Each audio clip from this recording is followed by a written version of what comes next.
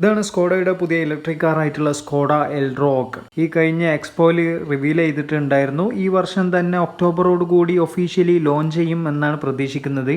എൽറോക്കിന് വരുന്നത് സ്കോഡയുടെ പുതിയ new gen type design ആണ്. ആ ഒരു ഓവറോൾ ഡിസൈൻ നോക്കിയാൽ നമുക്ക് മനസ്സിലാവും. മാത്രമല്ല ഹൈലൈറ്റ് എന്താന്ന് വെച്ചാൽ ബോണറ്റിലുള്ള അവയുടെ സ്കോഡയുടെ ലോഗോ എടുത്ത് മാറ്റിയിട്ടുണ്ട്. ഫ്രണ്ടിൽ നിന്ന് നോക്കുമ്പോൾ പ്രത്യേകമായിട്ട് ശ്രദ്ധിക്കപ്പെടുന്ന ഒരു കാര്യം എന്താന്ന് വെച്ചാൽ ഈ ഒരു വാഹനത്തിന്റെ ഗ്രില്ല് തന്നെയാണ്. BMW സംഭവിച്ച പോലത്തെ ഒരു പരിണാമം ഇവിടെയും സംഭവിച്ചിട്ടുണ്ട്. ജസ്റ്റ് ഓപ്പോസിറ്റ് ആണെന്ന് മാത്രമേ ഉള്ളൂ. BMW ഗ്രില്ല് താഴോട്ട് വളർന്ന് ഇപ്പോൾ M4 CS ഒക്കെ നോക്കി കഴിഞ്ഞാൽ താഴെയുള്ള സ്കിഡ് പ്ലേറ്റ് വരെ എത്തിയിട്ടുണ്ടായിരുന്നല്ലോ. അതുപോലെ ഇവിടേത് ഡീസെന്റ് സൈസ് ആയിരുന്നു ആദ്യം. അത് ചെറുതായി അങ്ങ് മേലോട്ട് വരികയാണ്. ഇനി ഈ കാലം കഴിയുന്തോറും ജസ്റ്റ് ഒരു ലൈന് മാത്രമായി മാറുമെന്ന് ആർക്കറിയാം. ആര് കണ്ട് ഏതായാലും കൊള്ളാം. പിന്നെ ഈ ഒരു എൽറോക്ക് ശരിക്കും കോമ്പീറ്റ് ചെയ്യാൻ നമ്മുടെ മാർക്കറ്റിൽ കറക്റ്റ് EV ഒക്കെ ആയിട്ടായിരിക്കാം. കാരണം ഈ വാഹനത്തിന് വരുന്നത് 55 kWh ബാറ്ററി പാക്ക് ആണ്. ഈ വാഹനം റിയർ വീൽ ഡ്രൈവ് ആണ്. സിംഗിൾ മോട്ടോർ മാത്രമേ ഉള്ളൂ. അതിന് മാക്സിമം പ്രൊഡ്യൂസ് ചെയ്യുന്ന പവർ എന്ന് പറയുന്നത് 125 kWh 310 Nm ടോർക്കുമാണ്. അതുപോലെ ക്രെറ്റ EV നോക്കുകയാണെങ്കിൽ അതിൽ വരുന്ന ബാറ്ററി പാക്ക്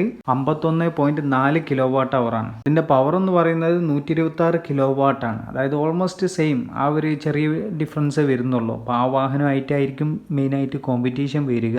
എന്താണ് നിങ്ങളുടെ അഭിപ്രായം സ്കോഡ എൽറോക്കിനെ പറ്റി?